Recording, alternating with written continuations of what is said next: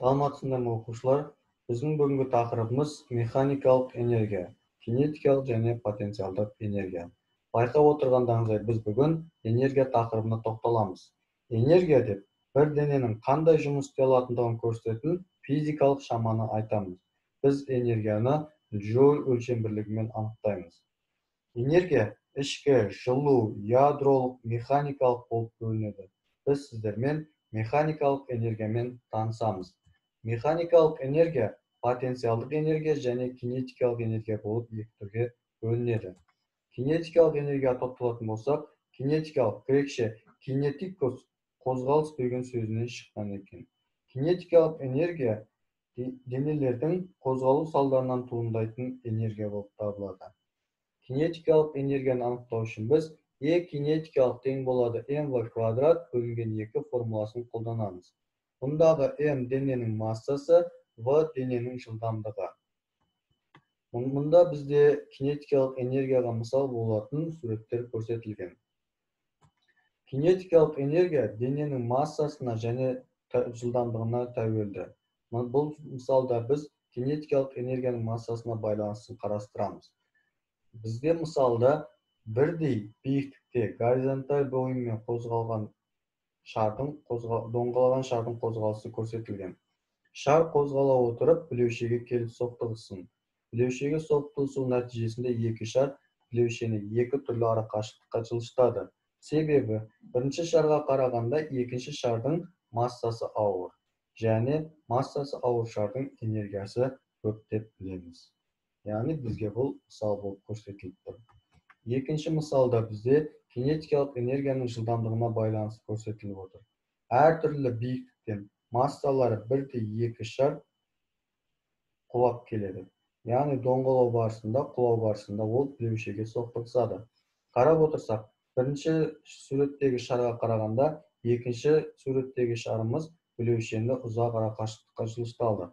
Себеби онун жылдамдыгы жогору болду. Жылдамдыгы жогору болгон шардын энергиясы жогору болот дегенди билдирет экен. Бизде энди энергиянын экинчи түрү потенциалдык энергия. Потенциалдык энергияны айткан кезде биз эки жагдайда карастырабыз. Биринчи жагдай дененин өз ара аракет энергиясы. Яны жер бетимен салыштырганда жогору көтөрүлгөн дененин энергиясы. Буну биз E потенциал тең болот mgh формуласы менен аныктайбыз. Мундагы m дененин массасы, G турактуу шама. Бул экинчи сүрдүү деп айтылат еді. H дененин көтөрүлгөн бийиктиги болуп табылат. Экинчи жагдай дене бөлчөктөрүнүн өз ара аракет энергиясы, яны сыгылган серппе энергиясын карастырууга болот. Сүрөткө зер салып карасак, A, E, B жагдайлары көрсөтүлгөн. A жагдай бул серппенин бастапкы узундугу, A жагдайы бул серппенин созулугу, B жагдайы бул серппенин жыйырылугу. Энди биз бул жерде потенциалдык энергия кай кезде артат? Потенциалдык энергия биздин А жагдайында, яны серппенин созулуу барысында артат экен. Биз ол серппенин потенциалдык энергиясын E потенциал тең болот KL квадрат бөлүнгөн 2 формуласы менен аныктайбыз. Мундагы K дегенimiz катаңдык коэффициенти, оны сиздер Google өткөндө тааныш болгонсуздар. L дегенimiz ол серппенин узарууы болуп табылат. Мында бизде осы тақырыпқа байланысты есептер көрсөтүлгөн. Жалпы массасы 30 тонна тікұшақ 80 км/сағат жылдамдықпен ұшып келеді. Тікұшақтың кинетикалық энергиясы қандай? Есептің шартын жазамыз және ол жерде берілген шамаларды халықаралық бірліктер жүйесіне келтіреміз. Кейін оны біз кинетикалық энергияның формуласына қойып есептеп шығарғанда 739 мегаджоуль шыққан екен. Екінші есепте жер бетінен 3 метр биіктікке көтерілген массасы 2 килограмм дененің потенциалдық энергиясы неге тең? Мұнда да есептің берілген жазамыз. Мұнда ХБЖ-ға аударудың керегі жоқ, өйткені барлық шамалар Си жүйесіне сәйкес келіп тұр.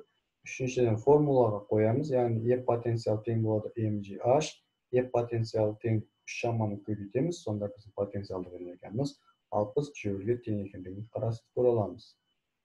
Үшінші есепте қатаңдығы 2,5 дәрежесі ньютон бөлінген метр серппе серпімділік күшінің әсерінен 3 сантиметрге ұзарды. Созылған серіппенің потенциалдық энергиясы қандай? Есептің берілген шартын жазамыз, ТБЖ-ға келтіреміз, яғни 3 сантиметрді метрге айналдыруымыз керек, және оны формулаға қойып есептейміз. Бізде ол жерде серіппенің потенциалдық энергиясы формуласы қажет, яғни kx квадрат немесе kl квадрат бөлінген 2. Сол формуланы қойып есептеген кезде бізде 90 жүйе шықты. Бұл біздің бүгінгі механикалық энергия және потенциалдық және кинетикалық энергияға қатысты тақырыбымыз болатын.